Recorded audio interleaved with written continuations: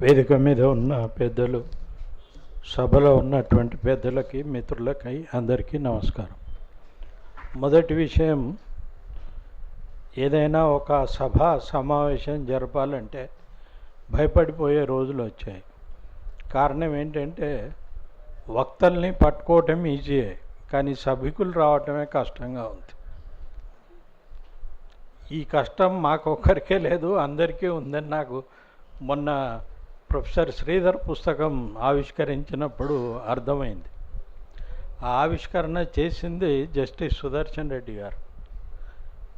ఆయన ఏమన్నాడంటే, ఇదే సభలో ఈ పుస్తక ఆవిష్కరణలో దాదాపు 100 మంది ఉన్నారు. ఈ 100 మందితో మాట్లాడే అవకాశం నాకు కలిగినందుకు నేను సంతోషిస్తున్నాను అని అన్నాడు. నిజమే, ఆ అవకాశం దొరకట్లేదు. నేను రాములు గారు ఈ పుస్తకం అన్నప్పుడు సభికుల సంగతి ఎట్లా అని అడిగాను. వక్తలు సరే, సభికుల సంగతి ఎట్లా అంటే 100 మంది గ్యారంటీ అన్నాడు. నాకు కొంచెం సందేహంగానే ఉంది. లోపలికి రాగానే కరెక్టే, రాములు గారి అసెస్మెంట్ కరెక్టే అనిపించింది. మామూలుగా rolling stone gathers no moss అంటారు. అంటే తిరుగుతున్నటువంటి అంటే దొర్లుతూ పోతున్న రాయికి మాస్ పట్టుకోదు. కానీ రాములు గారి విషయం వేరు. ఆయన దొర్లుతూనే ఉన్నారు, కానీ చాలా మాస్ని కూడా కలెక్ట్ చేసుకున్నారు. చాలా పబ్లిక్ రిలేషన్స్ ఉన్నాయి. ఒక పరిధిని దాటినటువంటి, తనకుండేటువంటి పరిధిని కూడా దాటి ఆయన అనేక మందితో స్నేహం చేయగలరు, మాట్లాడగలరు, చర్చించగలరు. కనుకనే ఈరోజు ఈ సభకు ఇంతమంది రావడం జరిగింది అని చెప్పి నేను భావిస్తున్నాను.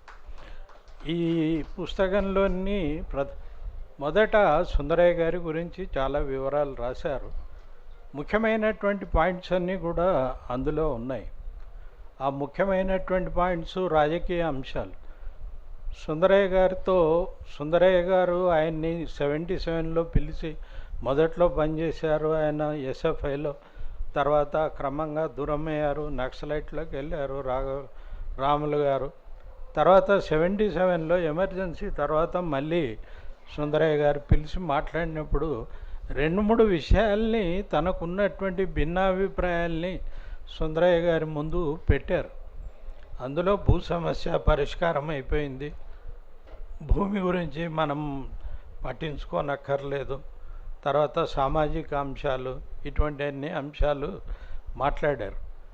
దాని మీద అక్కడ ఆయనతో పాటు సుందరయ్య గారితో పాటు ఉన్న మోటూరు హనుమంతరావు గారు, లావు బాలగంగాధరరావు గారు, వీళ్ళు కూడా భిన్నాభిప్రాయాలనే రాములు గారి అభిప్రాయంతో. మాకు భిన్నాభిప్రాయాలు ఉన్నాయి, కానీ అవి ఆచరణలో తేలాల్సిందే. కనుక నువ్వు వచ్చి పార్టీలో పనిచేయటం మొదలుపెట్టు అని చెప్పారు.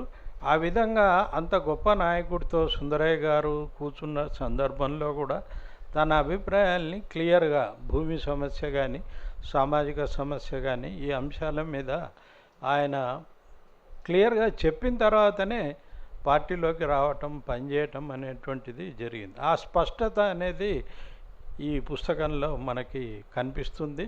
అది అన్ని సందర్భాల్లోనూ అది కనిపిస్తూనే ఉంటుంది. అదే ఒరవడి పుస్తకంలో మనం ఎంచుకున్నటువంటి వ్యక్తులను గురించి చూసినా కూడా ఇది మనకి కనిపిస్తుంది. అది ఒక ముఖ్యమైనటువంటి పాయింట్గా నేను భావిస్తున్నాను. తర్వాత పుస్తకంలో కొన్ని సందర్భాల్లో కొన్ని సమస్యలు వస్తుంటాయి. ముఖ్యంగా కులాంతర వివాహాలకు సంబంధించినటువంటి సమస్యలు. నాకు కూడా అది నా మీద కూడా అటువంటి కంప్లైంట్స్ కొన్ని వచ్చినాయి. ఆ సమస్య ఏంటంటే, పార్టీలో పనిచేసేటువంటి 2 యువకులు పెళ్లి చేసుకోవాలనుకున్నారు. యువతి క్యాస్ట్ పెద్ద క్యాస్టు, యువకుడు చిన్న క్యాస్టు. యువతి నాన్నకి పెళ్లి చేయడానికి ఇష్టం లేదు.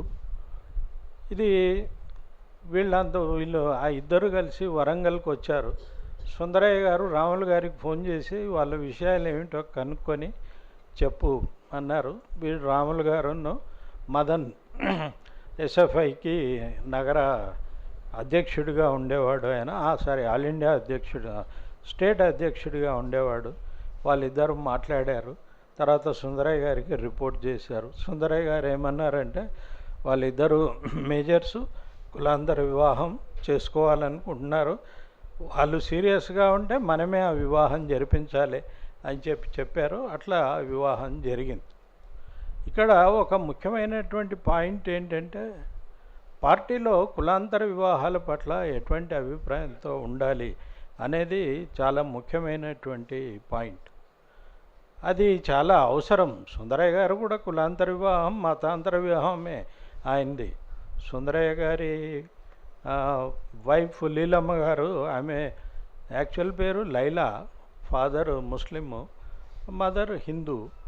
సో అట్లా చూసుకుంటే ఆయన మతాంతరం, కులాంతరం, రాష్ట్రాంతరం అన్ని అంతరాలని దాటి పెళ్లి చేసుకున్నటువంటి వాడు సుందరయ్య గారు. కానీ అది ఇంకా కిందికి వస్తున్నప్పుడు సమస్యలు ఉన్నాయి. ఆ సమస్య వచ్చినప్పుడు ఎట్లా ఉండాలి అనేటువంటి దాన్ని, ఆ ఇన్సిడెంట్ని ఇందులో పేర్కొన్నారు రాములు గారు. చాలా మంచి పని చేశారు అటువంటి ఇన్సిడెంట్స్ని పేర్కొనడం వల్ల అని నాకు అనిపించింది. అదేవిధంగా సుందరయ్య గారు స్త్రీల పట్ల కూడా ఎట్లా ఉండాలి అనేటువంటిది చాలా పర్టికులర్గా ఉండేవారు. ఆయనకు ఏదన్నా పత్రికలో మానభంగం చేశారు, చెరిచారు అన్న పదాలు వినపడితే చాలా కోపం వచ్చేది ఆయనకి. మానభంగం చేయటం ఏంటి? మానం వాడిది పోయి ఉండాలి, కానీ ఈ అమ్మాయిది ఎట్లా పోతుంది? రేపుకు గురైనటువంటి అమ్మాయి మానం ఎట్లా చెడిపోతుంది? మానం చెడిపోతే వాడిది చెడిపోవాలి. తర్వాత చెరచడం అనేది ఏంటి? వాడు చెడిండా, ఈ అమ్మాయి చెడిందా? వాడు కదా చెడింది, అమ్మాయిని చేర్చడం అని అంటారేంటి అని ప్రశ్నించేవాడు. అత్యాచారం అనాలి తప్ప ఆయన హీ వాజ్ వెరీ పర్టికులర్. నేను రిపోర్టర్గా కూడా చాలా జాగ్రత్తగా ఇటు వచ్చినప్పుడు అంతకుముందే విన్నాను కనుక అత్యాచారం అనేటువంటి మాటనే మాట్లాడేవారు. అట్లా కొన్ని సామాజిక అంశాల మీద చాలా స్పష్టత, ఇటువంటివన్నీ కూడా మనకి ఇందులో కనపడతాయి. అదేవిధంగా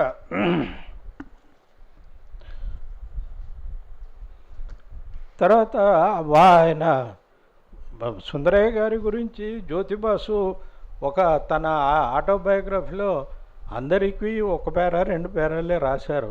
సుందరయ్య గారి గురించి కూడా 2 పేరాలే ఉన్నాయి జ్యోతిబాసు ఆయన ఆటోబయోగ్రఫీలో. అందులో రాసింది ఏంటంటే, భారతదేశంలో ఎవ్వరికీ లేనంత జియోగ్రాఫికల్ నాలెడ్జ్ సుందరయ్య గారికి ఉంది అని చెప్పి రాశారు. ఆయనకు అపారమైనటువంటి జియోగ్రాఫికల్ నాలెడ్జ్ ఉండేది. అదే పాయింట్ని మొట్టమొదట సుందరయ్య గారు తనకు పరిచయం అయినప్పుడు మొట్టమొదట అదే పాయింట్ రాస్తారు. మీదే ఊరు అని రాములు గారిని అడిగితే ఆయన బలపాల అని చెప్పాడు. బలపాల దొరలు ఉంటారు కదా, నువ్వు జాగ్రత్తగా ఉండు దొరల నుంచి అని చెప్పి వెంటనే ఆయన హెచ్చరిక చేశాడు. ఆ తర్వాత మళ్ళీ 4-5 ఏళ్ల తర్వాత కనపడినా మళ్ళీ అదే మాట అడిగాడు ఆయన. అంత కీన్ అబ్జర్వేషన్ సుందరయ్య గారికి ఉండేది అనేది మనకి పుస్తకం ద్వారా, రాములు గారు రాసినటువంటి దీని ద్వారా అర్థమవుతుంది. ఈ సుందరయ్య గారి చాప్టర్ ముగించడానికి ముందు ఒక 2 వాక్యాలు రాశారు. ఒక కప్లెట్ లాగా ఉంది.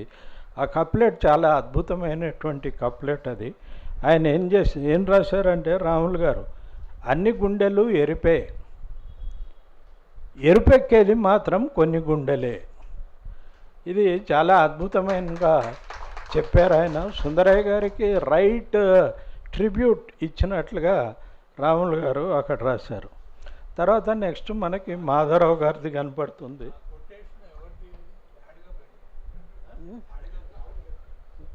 ఎవరిదండి? అదే కవిత్వం, కానీ దాన్ని ఇక్కడ కోట్ చేయడం అనేటువంటిది కరెక్ట్ ట్రిబ్యూట్ అని నాకు అనిపించింది. తర్వాత మాధవరావు గారు రాములు గారు, మాధవరావు గారు ఆ ఆందోళన, ఆ ఉద్యమం వల్ల నాకు కూడా ప్రయోజనం కలిగింది. అది ఈ పుస్తకం చదివిన తర్వాత నాకు అర్థమైంది. ఆ ప్రయోజనం ఏంటంటే, నేను కూడా సోషల్ వెల్ఫేర్ హాస్టల్ స్టూడెంట్నే. మాకు నెలకి 23 రూపాయలు శాంక్షన్ చేసేది గవర్నమెంట్. ఆ 23 రూపాయల్లో డిగ్రీ కాలేజ్ వాళ్ళకు కూడా భోజనం పెట్టాలి, నెలకి 23 రూపాయలు. అందుకని ఐఆర్ఐట్ బియ్యం, ఇంతలో బియ్యం వేస్తే పప్పు, శనగపప్పు, నీళ్ళచారు, ఇదే. వాడు ఎంత అన్నం పెట్టవచ్చు, అన్నం పెట్టడానికి ఏమీ ఇది లేదు కాదు. ఇక్కడ రాములు గారు రాశారు, మాకు హాఫ్ మీల్సే ఉండేది, ప్లేట్ మీల్స్ ఉండేది, ఫుల్ మీల్స్ లేదు అని చెప్పి. మాకు అట్లా లేదు, ఫుల్ మీల్సే. కానీ పెట్టించుకోవడానికి అది అన్నం తిన్నామంటే ఇంజక్షన్ వేసుకున్నట్టుగా ఉండేది ప్రతిసారి. సో వద్దురా బాబు అన్నట్టుగా ఉండేది మా పరిస్థితి. కానీ సడన్గా అంటే మేము కూడా అక్కడ ఇది చేసాము. నేనే చాలామందిని ర్యాలీ చేసి మహబూబ్నగర్కి వెళ్ళి రిప్రజెంట్ చేశాము. అదంతా అయిపోయిన తర్వాత వాడు వార్డెన్ దొంగతనంగా బియ్యం తరలిస్తుంటే పట్టించాము, వార్డెన్ చేసాము, ఇవన్నీ అయినాయి. కానీ సడన్గా 23 రూపాయల అమౌంటు 80 రూపాయలకు పెంచింది గవర్నమెంట్. ఈ పెరుగుదల ఎందుకు జరిగిందో మాకు తెలియలేదు, కానీ మేమందరం సంతోషంగానే ఉన్నాం. ఇప్పుడు నాకు అర్థమైంది, ఈ పెరుగుదల మాధవరావు గారి వల్ల జరిగింది, శంకరన్ వల్ల. ఈ 80 రూపాయలు అయిపోయిన తర్వాత మాకు సన్నబియ్యం, వారానికి ఒకసారి మాంసం, పడుకోవడానికి జంపుగానాలు, తినడానికి ప్లేట్లు, సబ్బులు, నూనెలు, వీటికి డబ్బులు, ఇవన్నీ కూడా వచ్చాయి. అది రాష్ట్ర వ్యాప్తంగా అందరికీ, రాష్ట్రంలో ఉండేటువంటి సోషల్ వెల్ఫేర్ హాస్టల్లో ఉండేటువంటి అందరు విద్యార్థులకి మాధవరావు గారి వల్ల, శంకరన్ వారి వల్ల కలిగినటువంటి ప్రయోజనం. అయితే దానికి వెనక రాములు గారు కూడా ఉన్నారనేది పుస్తకం చదివిన తర్వాత నాకు అర్థమవుతుంది. చాలా గొప్ప విషయం. తర్వాత చాలా ధైర్యంగానే మీరు దళిత్ చీఫ్ సెక్రటరీ అని పెట్టారు సార్. ఇది రామచంద్ర మోరే, కమ్యూనిస్ట్ పార్టీ నాయకుడు, memoirs of Ramachandra More a Dalit communist, memoirs of a Dalit communist, ఆ పుస్తకం టైటిల్. అది ఇంగ్లీష్లో అట్లాగే వచ్చింది, తెలుగులో దాన్ని నేను అనువాదం చేశాను.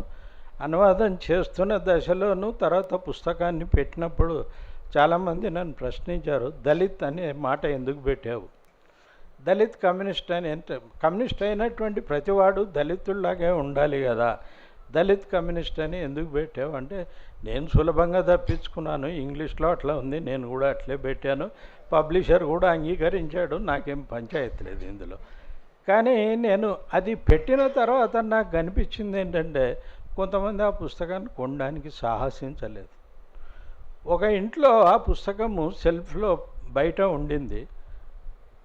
నేను సెకండ్ టైం వెళ్ళినప్పుడు సెల్ఫ్ బయట లేదు, అది లోపల ఉంది పుస్తకం. సెల్ఫ్లో ఆ దళిత్ అనేటువంటి మాట రావటం వాళ్ళకు, బహుశా వచ్చిపోయే వాళ్ళు ఏదన్నా ప్రశ్నించారేమో తీసుకెళ్ళి. అది వాస్తవమైనటువంటి పరిస్థితి. నిజానికి ఆయన్నే ఫస్ట్ దళిత్ కమ్యూనిస్ట్ ఎవరంటే ఆయన రామచంద్ర మోరేనే దళిత్ కమ్యూనిస్టు. అది చెప్పాలి కూడా అనేటువంటిది నా అభిప్రాయము. కానీ నేను అంత గట్టిగా వాదించనక్కర్లేదు, ఇంగ్లీష్లో ఉంది కనుక పెట్టేసి అని చెప్పాను. కానీ నేనుగా పెట్టాల్సి వచ్చినా కూడా నేను అదే అటువంటి హెడ్డింగే పెట్టి ఉండేవాడిని. సో ఈ పుస్తకాల హెడ్డింగ్లో కూడా ఒక ఆయన్ని అడిగి, ఆ పుస్తకం చదివావా అని. లేదు చదవలేదు అన్నాడు. ఎందుకు చదవలేదు అని. నువ్వు దళిత్ కమ్యూనిస్ట్ అని రాసావు, నేను ఎందుకు చదవాలి ఆ పుస్తకం అని పక్కకు పెట్టాను. ఆయన దళితుడే, దళిత్ కమ్యూనిస్ట్ అని రాయటంలో తప్పు కదా అంటాడు, కరెక్ట్ అని నేను అంటాను. కానీ మొత్తానికి తర్వాత కన్విన్స్ అయిన తర్వాత ఆయన పుస్తకం చదివాడేమో అది అనుకోవచ్చు. తర్వాత శంకరన్ గారి గురించి కూడా చాలా వివరాలు ఇందులో ఉన్నాయి. అంటే శంకరన్ గారితో తన పరిచయం ఏంటి, ఇప్పుడు ఇందులో అన్నీ కూడా తన పరిచయం, తన సందర్భంగా, ఆ పరిచయం సందర్భంగా జరిగినటువంటి ఇవన్నీ ఎడ్యుకేషన్స్లో భాగంగా కలిసినటువంటి వాళ్ళవే ఇందులో ఉన్నాయి. ఈ మాధవరావు గారిది కూడా ఒక ముఖ్యమైనటువంటి ఎడ్యుకేషను. మాధవరావు గారు ఇందాక చెప్పారు 6 నెలలకు మించి ఎక్కడా ఉంచలేదని.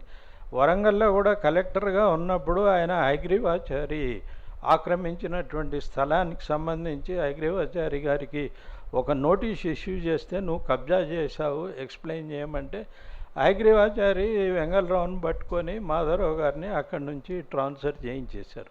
ఈ వివరాలన్నీ ఆ పోరాటము దానికి సంబంధించిన వివరాలన్నీ కూడా ఈ పుస్తకంలో ఉంటాయి. దీనికి మించి ఈ ఇది మేము జర్నలిస్టులము చైనా వాళ్ళు అనేవాళ్ళం. వరంగల్ చైనా వాళ్ళని హగిరివాచారి కనపడంగానే చైనా వాళ్ళు అని చెప్పుకునేవాళ్ళం మేము.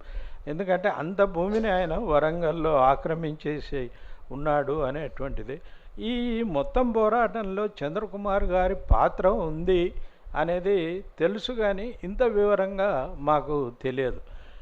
రాములు గారికి పబ్లిక్ రిలేషన్స్ ఉంటాయి కానీ ప్రెస్ రిలేషన్స్ లేవు, ఆయనకి ఇప్పటికీ లేవు. అందుకని ఆయన నాకేమీ చెప్పేవాడు కాదు. అంటే కొంతమంది ఉండేవాళ్ళు, ఏదన్నా ఒక రిప్రజెంటేషన్ వస్తే ఆఫీస్కి వచ్చి ఇచ్చి అది రాసి నేను పంపేదాకా చూసుకొని వెళ్ళిపోయేటువంటి వాళ్ళు ఉండేవాళ్ళు. కానీ రాములు గారికి అది లేదు. అంత పెద్ద పోరాటం గురించి కూడా ఇక్కడ హైదరాబాద్లో వచ్చినటువంటి వార్తలు మాత్రం ఆ రోజుల్లో చాలా తక్కువే. వరంగల్లో వచ్చాయేమో నాకు ఐడియా లేదు. కానీ ఈ పెద్ద పోరాటం ఒక టర్నింగ్ పాయింట్ తీసుకోవడంలో చంద్రకుమార్ గారి హెల్ప్ అనేటువంటిది చాలా ముఖ్యమైనటువంటిదిగా మనం భావించాలి. ఇందులో బీటీ రణదివే గారి గురించి కూడా ఒక ప్రస్తావన వస్తుంది. ఆయన ఎల్ఐసి బ్యాంకు ఇటువంటి ఉద్యోగుల సిఐటియు సభల్లో కొంతమంది ఎల్ఐసి ఉద్యోగులు, బ్యాంక్ ఉద్యోగులు ఇక్కడ ఎస్సీ ఎస్టీ సంఘాలు పెడుతున్నారు మా ఉద్యోగుల మధ్య, అది దానివల్ల నష్టం జరుగుతుంది అని వాళ్ళు సమావేశంలో చెప్పినప్పుడు బీటీఆర్ ఏమడిగాడంటే, మరి అది బాగానే ఉంది, మీ బాడీలో ఎస్సీ ఎస్టీలు ఎవరన్నా ఉన్నారా, ఎందుకు లేకపోతే మీరు వాళ్ళ ఇష్యూస్ తీసుకుంటున్నారా, ఎందుకు తీసుకోవట్లేదు, మరి మీరు తీసుకున్నప్పుడు మీ బాడీల్లో వాళ్ళు ఎస్సీ ఎస్టీ సభ్యులు లేనప్పుడు కమిటీల్లో ఎందుకని వాళ్ళు వేరే సంఘాలు పెట్టుకుంటారు కదా, పెట్టుకోవాల్సిన అవసరం ఉంది కదా, మీరే కదా వాళ్ళని వేరే సంఘాలు పెట్టుకోవడానికి ప్రేరేపిస్తున్నట్లుగా భావించాలి కదా అనేటువంటి విషయము బీటీఆర్ గారు చెప్పారు. అది కూడా ఈ సందర్భంగానే చంద్రకుమార్ గారికి మన రాములు గారికి జరిగినటువంటి చర్చ ఇవన్నీ కూడా పొందుపరిచారు. అది చాలా ఇంట్రెస్టింగ్గా అనిపిస్తుంది. ఆ రోజు నుంచే, ఇది ఎప్పుడో 30 ఏళ్ల క్రితం జరిగినటువంటి సంఘటన. సో అదంతా కూడా ఉంది. ఓంకార్ గారి గురించి చెప్పినప్పుడు ఇందులో అనుమానము, ఘర్షణ ఈ రెండే ఎక్కువ ప్రధానంగా కనపడతాయి. ఓంకార్ గారితో అడుగడుగున ఘర్షణ పడినట్టుగా, ఆయన రాములు గారిని సందేహించినట్టుగా కనపడుతుంటుంది. మిగతా అన్నేమో కొంచెం ప్రశంసాపూర్వకంగా ఉన్నాయి. ఇక్కడికి వచ్చేటప్పటికి కొద్దిగా ఒక విధంగా ప్రశంస ఉంది, మరొక విధంగా విమర్శ కూడా ఉంది ఓంకార్ గారికి సంబంధించి.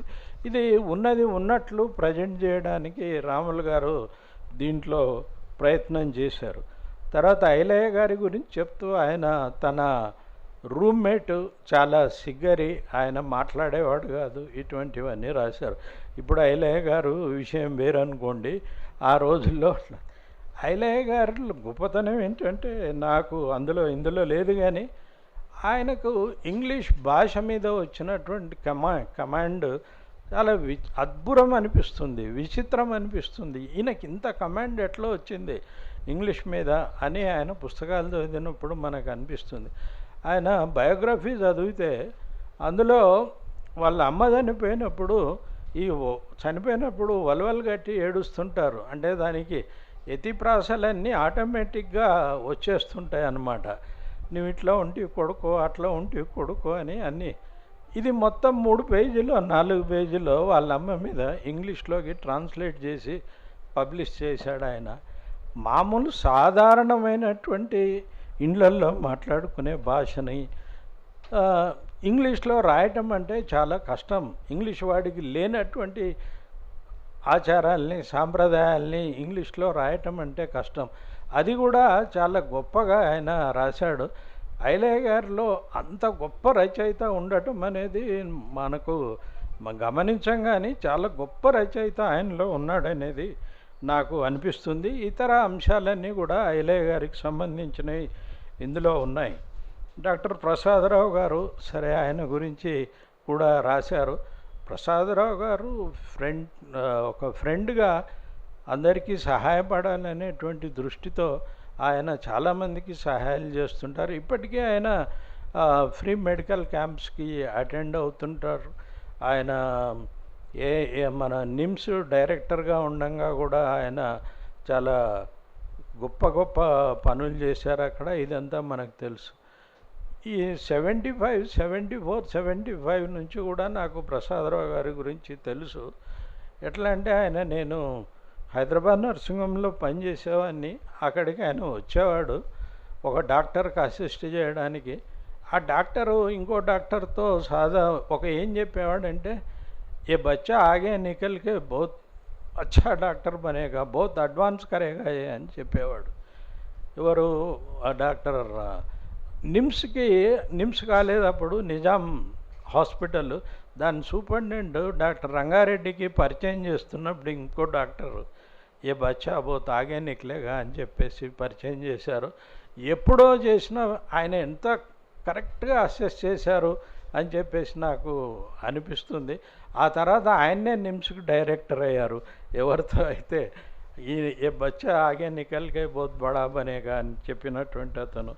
సో ఆ విధంగా ప్రసాదరావు గారి కూడా నిజంగానే చాలా స్ఫూర్తిప్రదాత. ఆయన పనిచేసే తీరు, ఆయన యాటిట్యూడు, ఆయన అందరినీ రిసీవ్ చేసుకునేటువంటి పద్ధతి, ఇదంతా కూడా ఇందులో మనకి కనపడుతుంది.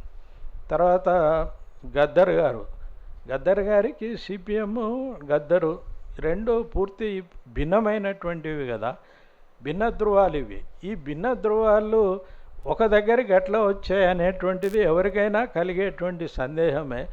ఆ భిన్న ధృవాల్ని ఒక దగ్గరికి తీసుకురావడంలో, ఒక వేదిక మీదకి తీసుకురావడంలో ప్రధానమైనటువంటి పాత్ర మన రాములు గారిదే.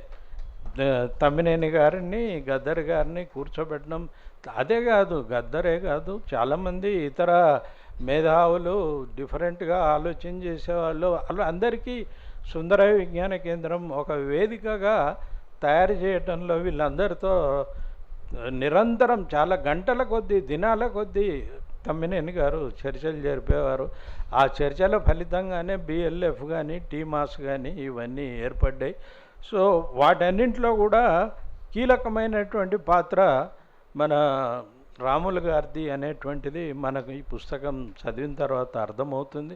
ఏమైనా వీరందరి గురించి రాసినప్పుడు వారి యొక్క వ్యక్తిగతమైనటువంటి అంశాలు వాటి జోలికి వెళ్ళకుండా ఉద్యమాల్లో వాళ్ళ యొక్క పాత్ర ఏంటి, వాళ్ళు ఎట్లా ఉపయోగపడ్డారు, అది సామాజిక ఉద్యమాలు కానివ్వండి, రాజకీయంగా కానీ ఇతరత్ర ఏమైనా సరే వాళ్ళు ఎట్లా ఉపయోగపడ్డారు అనేటువంటి అంశాలని ఇందులో ఆయన ప్రస్తావించారు. కనుక ఈ పుస్తకం తప్పకుండా ప్రతి ఒక్కరూ చదవాలి. జీవిత చరిత్రలు రాయటం అవసరమా అనేది కూడా ఒక పాయింట్ ముందు డిస్కషన్ చేశారు. నేను మీకు అందరికీ ఒక పుస్తకం అందజేశాను, మా ఫాదర్ రాసినటువంటి, ఆయన తన జీవితం గురించి రాసిన పుస్తకం. ఆ పుస్తకం చదివిన తర్వాత సురవరం సుధాకర్ రెడ్డి గారు ఒక మాట అన్నారు. ఆయన అన్నమాట నాకు చాలా గొప్పగా అనిపించింది. ఆయన ఏం చెప్పాడంటే, సామాన్యులు కూడా జీవిత చరిత్ర రాయవచ్చు అనేది నాకు ఈ పుస్తకం చదివిన తర్వాత అర్థమైంది అని చెప్పి అన్నారు. మీరు రాఘవులు గారి పుస్తకం ఎట్లా చదువుతారో ఈ పుస్తకం కూడా చదవమన్న నా విజ్ఞప్తి. ఈ పుస్తకం చాలా హెల్ప్ చేస్తుంది రాజకీయ కార్యకర్తలకు అని చెప్పేసి భావిస్తూ ముగిస్తాను. Thank you.